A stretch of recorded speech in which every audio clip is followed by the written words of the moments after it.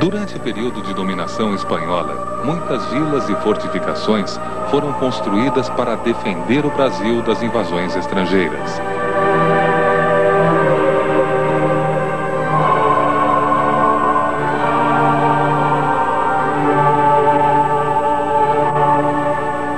Ao longo do litoral, foram surgindo pontos de ocupação: Sergipe, Paraíba, Rio Grande do Norte, Ceará, Piauí e Maranhão.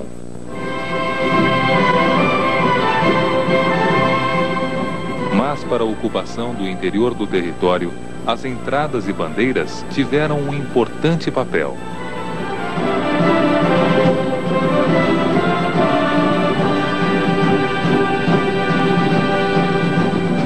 As principais bandeiras partiam de São Paulo, por isso o nome de Terra dos Bandeirantes.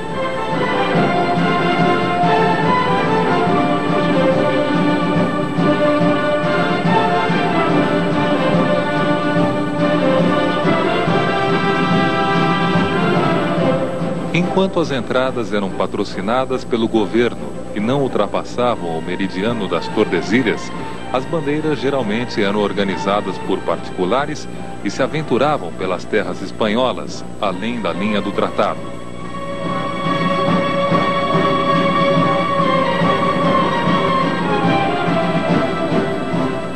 Os bandeirantes saíam à procura de pedras preciosas, ouro e prata, e na captura dos índios, que eram vendidos como escravos. A escravização e a matança dos índios foi um dos fatos mais tristes e negativos da ação dos bandeirantes.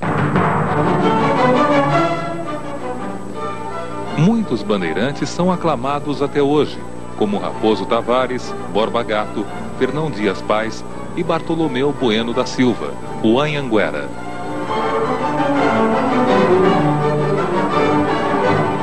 Foram os bandeirantes os responsáveis pela expansão do território brasileiro, junto com os jesuítas, que entravam pelo sertão para catequizar os índios.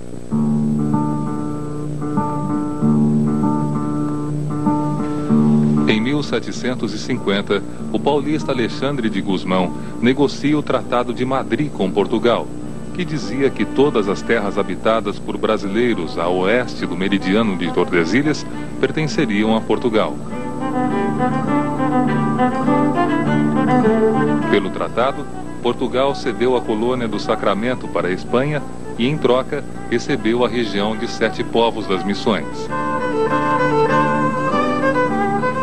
Porém, isso causou descontentamento entre os índios guaranis que aí viviam, pois eles tinham medo dos bandeirantes portugueses. E após muitas guerras entre brancos e índios, o Tratado de Madrid foi anulado por Portugal e Espanha.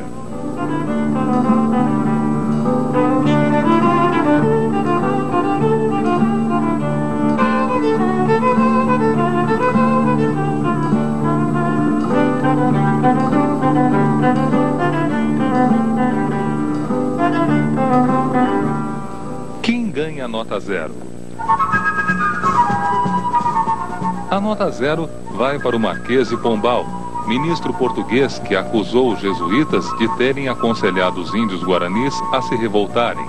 Com isso, o Marquês de Pombal expulsou todos os jesuítas do Brasil que eram contra a escravidão indígena e eram os únicos professores que existiam no Brasil.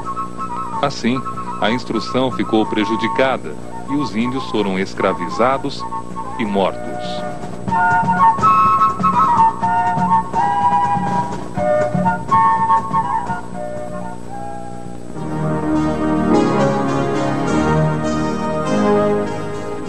O atual desenho do território brasileiro foi praticamente determinado em 1801, com o Tratado de Badajoz, que fixava os 7 povos das Missões para Portugal e a colônia de Sacramento para a Espanha. É interessante lembrar uma das consequências de todos esses acontecimentos entre brancos, índios e negros: a formação do povo brasileiro.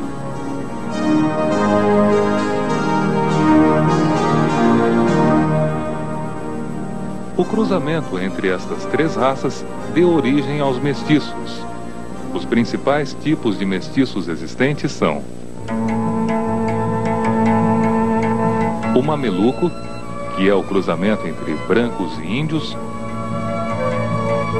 o cafuso, do cruzamento entre índios e negros, e o mulato, mestiço do negro com o branco.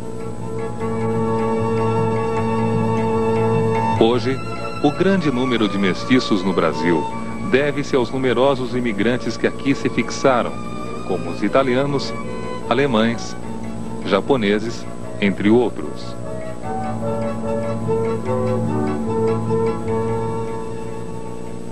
Voltemos à nossa máquina do tempo. Iremos aterrissar agora no centro-oeste do Brasil.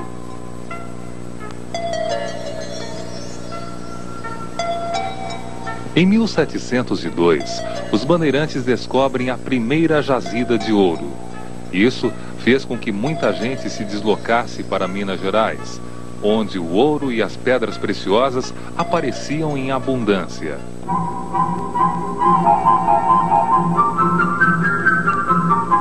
O único problema era que, de todo o ouro retirado do solo, 1/5 deveria ser pago a Portugal, o que revoltava os donos das minas.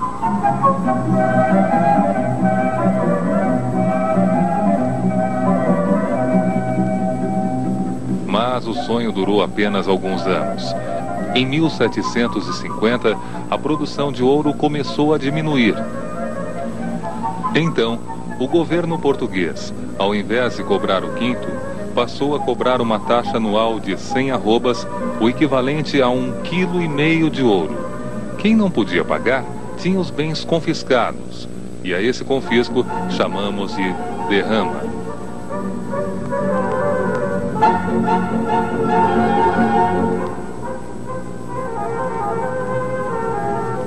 Essa situação foi responsável pela mais importante revolta dos brasileiros contra o governo português, a Inconfidência Mineira, que veremos mais adiante.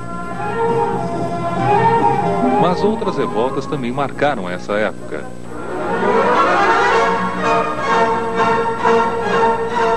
Em 1640, com o fim do domínio espanhol, muitos paulistas, principalmente espanhóis e comerciantes, não reconheceram o novo rei de Portugal e resolveram aclamar um rei para São Paulo. O escolhido foi Amador Bueno, um rico fazendeiro que recusou o cargo, apesar do povo tentar obrigá-lo a aceitar. Ameaçado, refugiou-se no mosteiro de São Bento em 1641.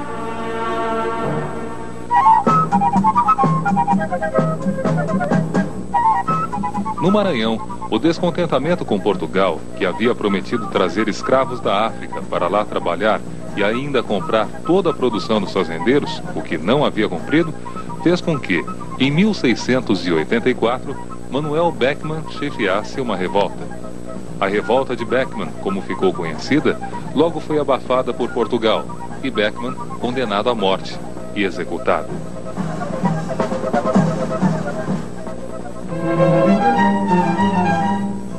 Como os paulistas não queriam que as minas descobertas por eles fossem exploradas por portugueses ou forasteiros, os chamados emboabas, essa rivalidade resultou numa guerra. A vitória acabou ficando com os emboabas, em 1709.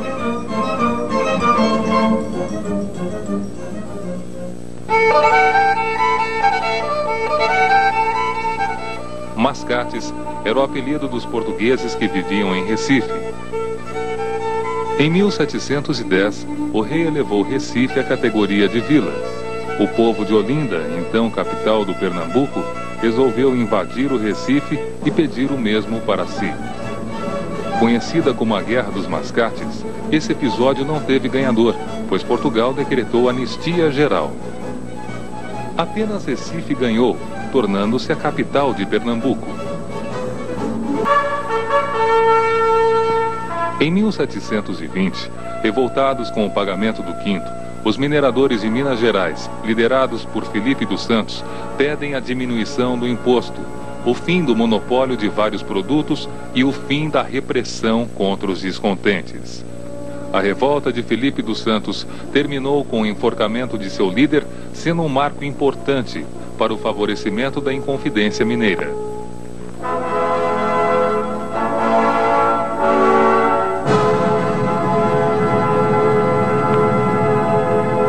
O ciclo da mineração, ou ciclo do ouro, durou 100 anos.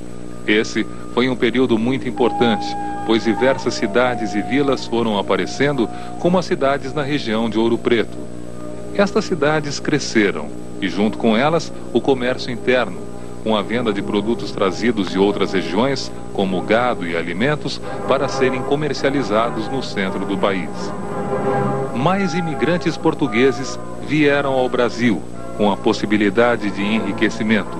E em 1763, a capital do país foi deslocada da Bahia para o Rio de Janeiro.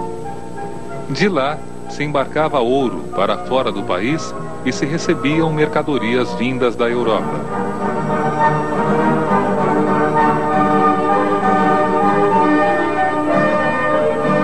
Houve grande desenvolvimento na arquitetura, na literatura e nas artes em geral, com o surgimento do maior artista barroco, Antônio Francisco Lisboa, o Aleijadinho. Usando a pedra-sabão, Aleijadinho deixou diversas obras até hoje vistas nas igrejas de Minas Gerais.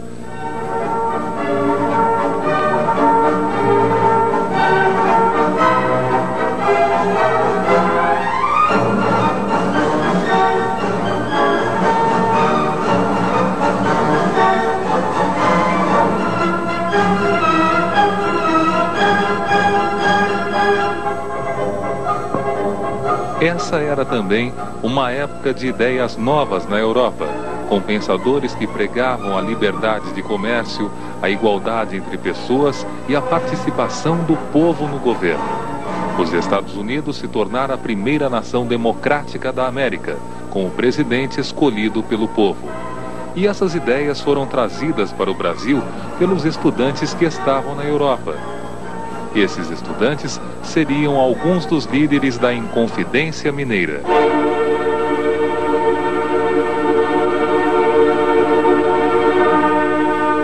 De um modo geral, havia muito descontentamento com Portugal, nossa metrópole.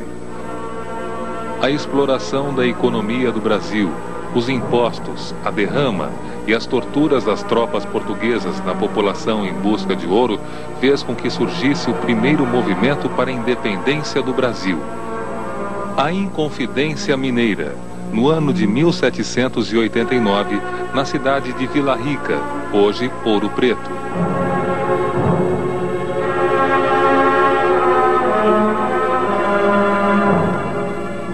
Os inconfidentes queriam proclamar a República, abolir a escravidão, fundar uma universidade em Vila Rica, instalar indústria e dar auxílio às famílias numerosas.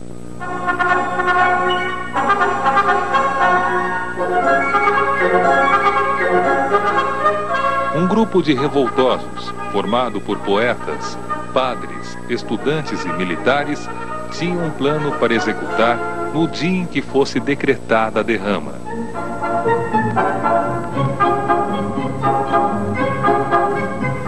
Dentre eles, um alferes, Joaquim José da Silva Xavier, apelidado de Tiradentes por ser dentista prático, foi encarregado de ir ao Rio de Janeiro conseguir apoio para a Revolução. Tiradentes era o mais humilde entre os líderes.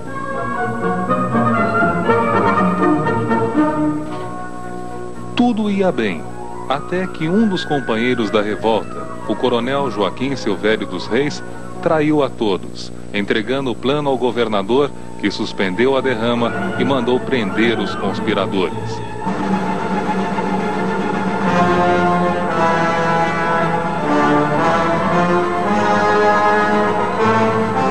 Despachou uma força para o Rio de Janeiro para prender Tiradentes.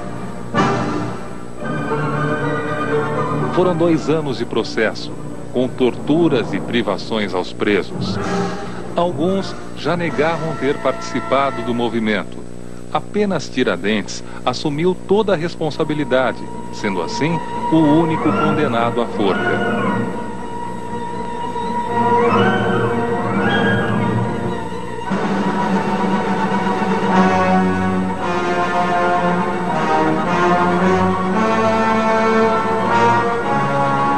No dia 21 de abril de 1792, Tiradentes foi enforcado e esquartejado, sendo suas partes expostas em praças por todo o país.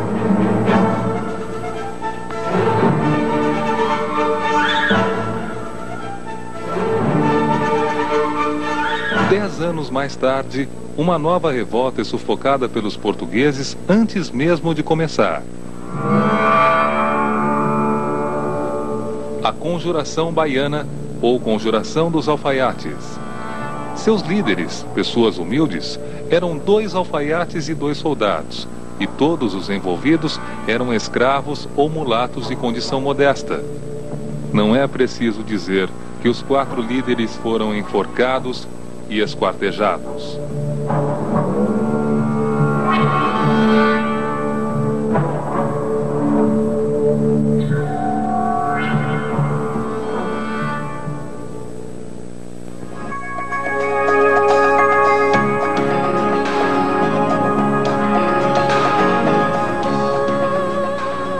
Entradas e bandeiras fizeram o reconhecimento do sertão, descobrindo riquezas minerais e aumentando o território.